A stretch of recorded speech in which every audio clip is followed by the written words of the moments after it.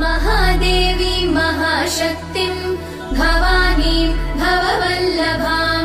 भवातिभञ्जनकरीं वन्दे त्वां लोकमातरं भक्तप्रियां भक्तिगम्यां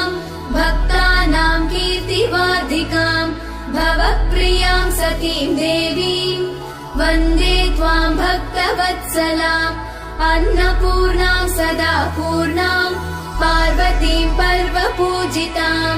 महेश्वरीं वृषारूढां वन्दे त्वां परमेश्वरीं कालरात्रिं महारात्रिं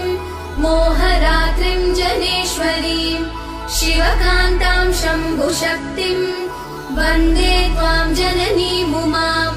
जगत्कर्त्रीं जगद्धात्रीं जगत्संहारकारिणीं मुनिभिः